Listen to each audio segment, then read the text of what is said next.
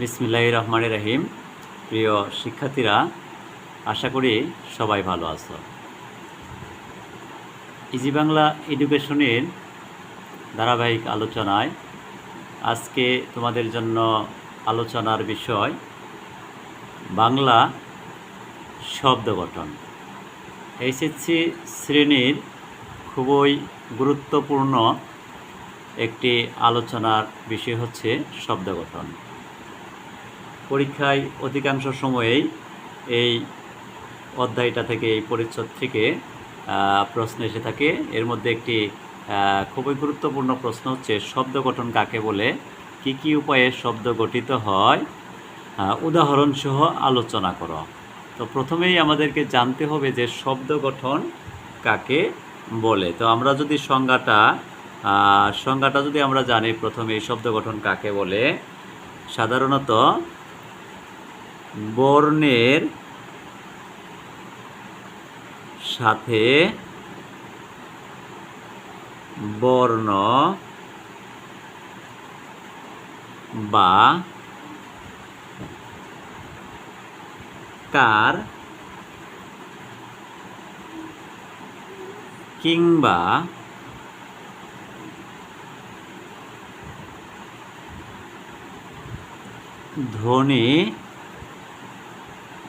ধ্বনির সাথে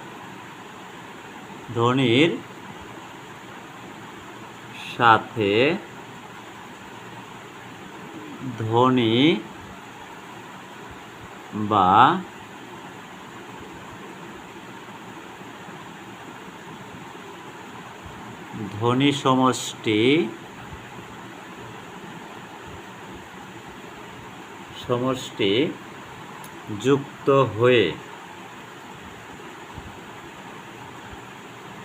যুক্ত হয়ে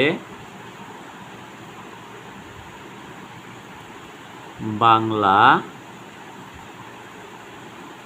শব্দ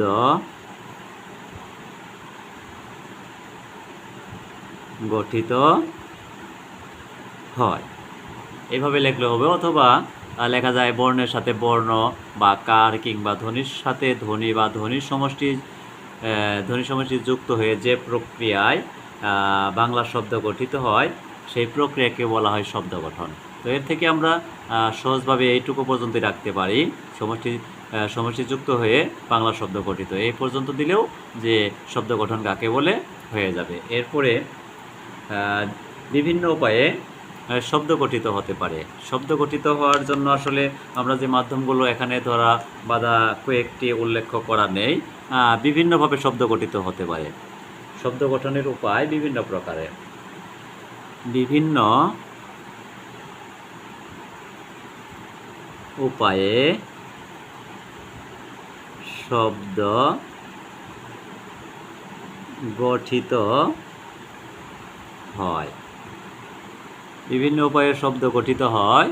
এর মধ্যে যেমন আমরা যদি খেয়াল করি, 1 নম্বর আমরা নাম্বার দিয়ে লিখব, ক খ দিয়েও লেখা যায়, নাম্বার দিয়ে। প্রথমে যে মাধ্যমে হতে পারে সেটা হচ্ছে সন্ধির মাধ্যমে। সন্ধির মাধ্যমে শব্দ গঠিত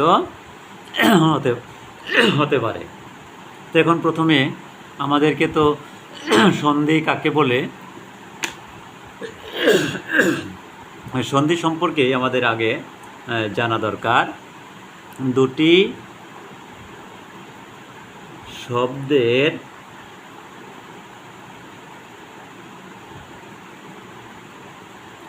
প্রান্তিক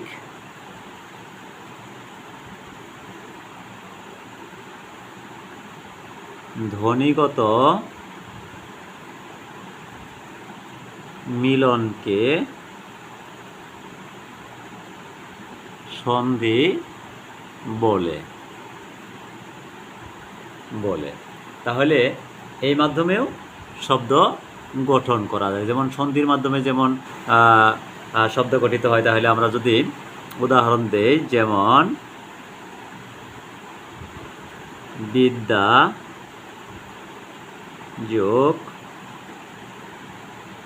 আলয় সমান বিদ্যালয়। এরপরে আমরা যদি আরেকটি উদাহরণ দেখি, শুভ যোগ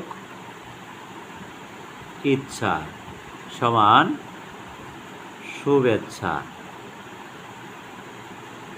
তো আমরা এখানে এই উদাহরণগুলোর মধ্যে যদি দেখি যে বিদ্যা যোগ আলয়, এই বিদ্যার প্রান্তিক ধ্বনি হচ্ছে আ এবং আলয়ের প্রান্তিক ধ্বনি আ, এই দুইটা আ মিলে এখানে একটা আ হয়েছে, এইভাবে অর্থাৎ সন্ধি হয়েছে, এরপরে হয়েছে বিদ্যালয়। তো এইভাবেই সন্ধির মাধ্যমে শব্দ গঠিত হতে পারে। তো এখন যদি আমরা 2 নম্বরে যদি চলে আসি, 2 নম্বরে উপসর্গ মাধ্যমে শব্দ গঠিত হতে পারে, যে উপসর্গ যুগে, উপসর্গ যুগে, তাহলে উপসর্গ যুগেও শব্দ গঠিত হতে পারে। উপসর্গ আমাদেরকে উপসর্গ চেনা দরকার। উপসর্গ হচ্ছে ধাতু বা শব্দের পূর্বে উপসর্গ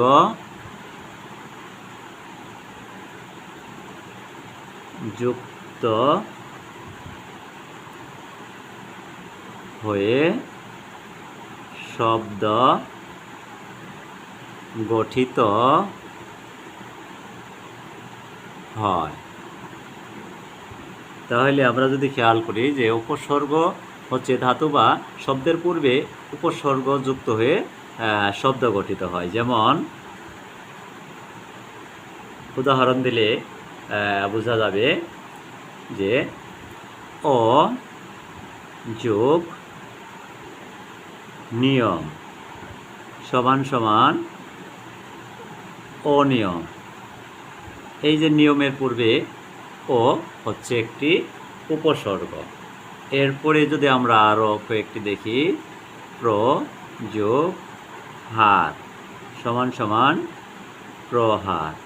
তাহলে এই যে প্রহারের, হারের পূর্বে যে শব্দটা বসেছে এটা হচ্ছে উপসর্গ, প্রটা।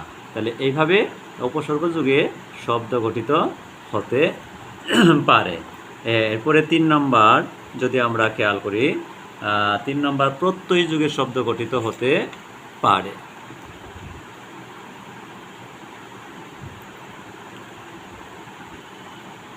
প্রত্যয় যুগে, প্রত্যয় যুগে তো প্রত্যয় যুক্ত হয় হচ্ছে শব্দের পরে, ধাতু বা শব্দের পরে প্রত্যয় যুক্ত হয়ে শব্দ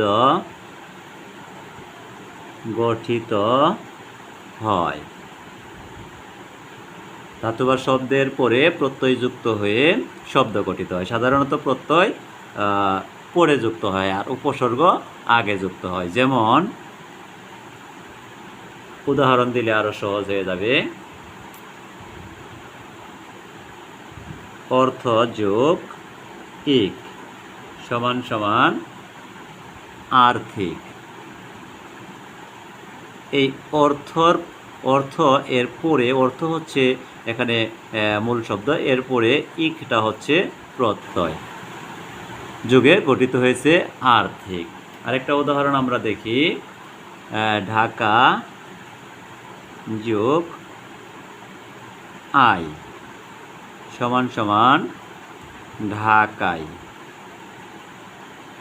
তাহলে এই যে ঢাকার পরে, ঢাকা শব্দটার পরে যুক্ত হয়েছে আই, আইটা হচ্ছে এখানে উপসর্গ। তাহলে উপসর্গ যুগে আইটা হচ্ছে প্রত্যয়, অর্থের পরে ইকটা হচ্ছে প্রত্যয় আর্থিক, তেমনি ঢাকার পরে আইটা হচ্ছে প্রত্যয়, অর্থাৎ ঢাকাই শব্দটা প্রত্যয় যুগে গঠিত হয়েছে।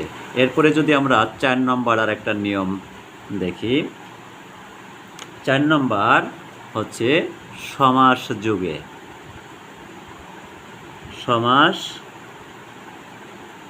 যুগে, তাহলে সমাস যুগে শব্দ গঠিত হতে পারে।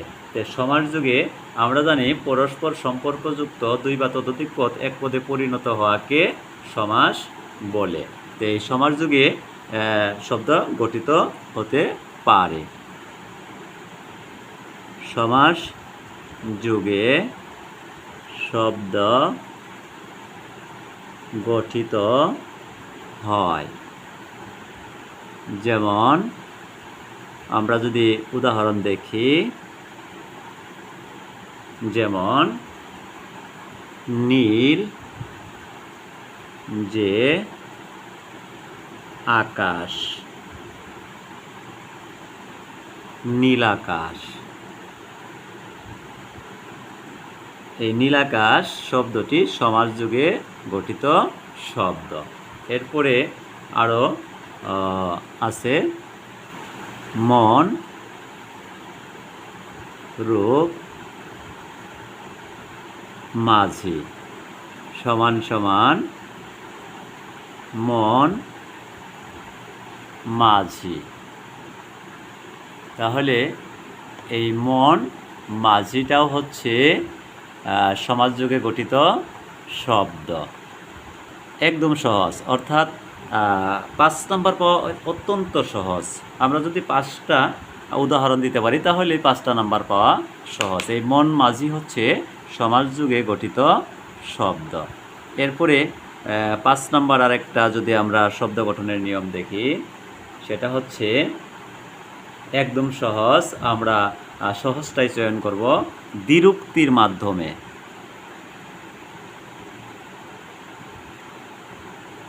দ্বিরুক্তির মাধ্যমে। দ্বিরুক্তিটা হচ্ছে একই শব্দ পর পর দুইবার ব্যবহার করাকে দ্বিরুক্তি বলে। অর্থাৎ একই শব্দ পর পর দুবার ব্যবহার করাকে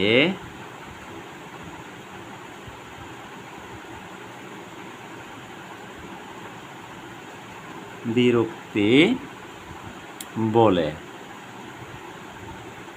যেমন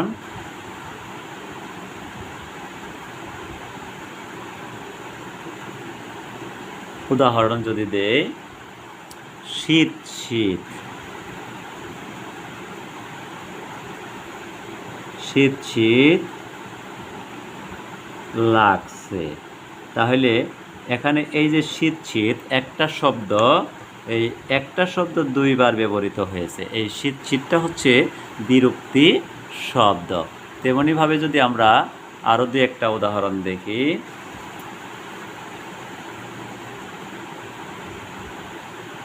দেশে দেশে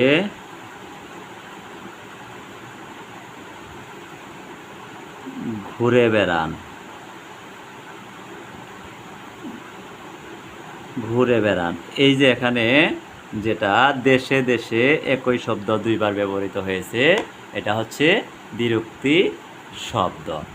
তো প্রিয় শিক্ষার্থী, অত্যন্ত সহজভাবে উপস্থাপন করার চেষ্টা করেছি যে শব্দ গঠন কাকে বলে, কী কী উপায়ে শব্দ গঠিত হয় উদাহরণ সহ আলোচনা করো। আশা করি সকলের ভালো লাগবে। ক্লাসটি সম্পূর্ণই দেখার অনুরোধ রইল।